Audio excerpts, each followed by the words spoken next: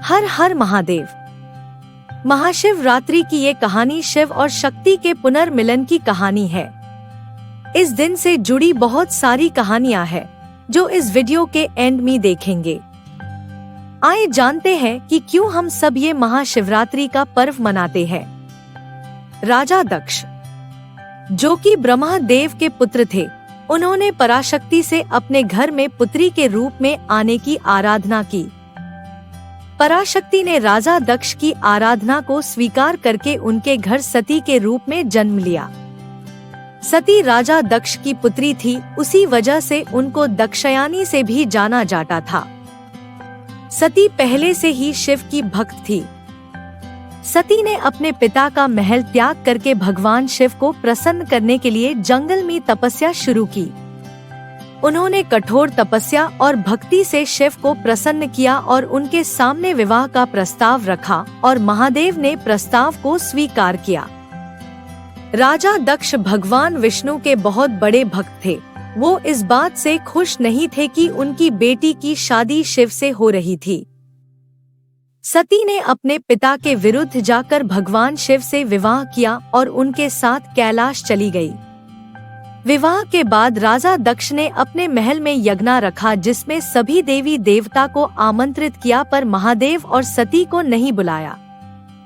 सती महादेव की चेतावनी के विरुद्ध जाकर अपने पिता के वहां यज्ञ में शामिल होने के लिए चली गई।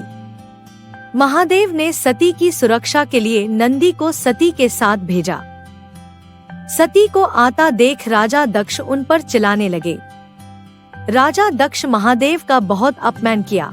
सती ने उनको बहुत समझाया कि महादेव उनके पति है, पर दक्ष ने सब अनसुना करके दोनों को बहुत अपमानित किया और सती से ये सब सहन नहीं हुआ।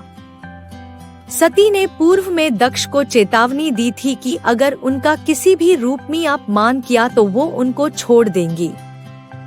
क्रोध में आकर सती ने अपना अधिशक्ति का रूप ले लिया और यज्ञ में अपने प्राण की आहुति देते हुए दक्ष को श्राप दिया कि उनकी मृत्यु उनके पति शिव के हाथों होगी।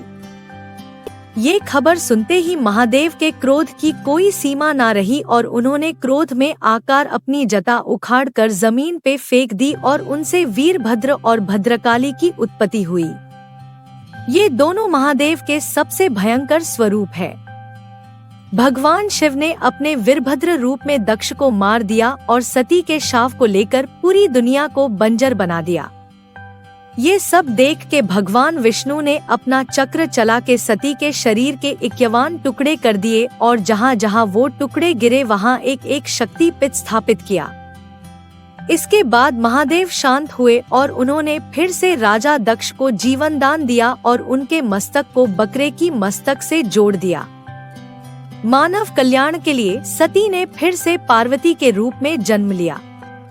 उनके पिता का नाम पर्वत राजा हिमवान और माता का नाम लीलावती था। पार्वती ने फिर से भगवान शिव की आराधना और भक्ति की और उचित समय आने पर भगवान शिव ने पार्वती से विवाह किया। पुराणों के अनुसार इस रात्रि को शिवरात्रि कहते हैं। इस दिन भगवान शिव पहली बार अनंत शिवलिंग के रूप में प्रकट हुए थे, जिसका ना कोई प्रारंभ था ना ही कोई अंत। शिवलिंग का प्रारंभ देखने के लिए भगवान विष्णु ने वराह अवतार लिया और उसका अंत देखने के लिए ब्रह्मा जी ने हंस का अवतार लिया। फिर भी दोनों असफल हुए और ना ही प्रारंभ मिला और ना ही अंत। ये भी कहावत है कि शिवरात्रि के दिन ही गंगा जी पहली बार महादेव की जटा से धरती पर आए थे। अगर आपको महाशिवरात्रि का ये वीडियो अच्छा लगा हो तो दूसरे लोगों के साथ शेयर करें और आप भी लाइक और सब्सक्राइब करना ना भूलें।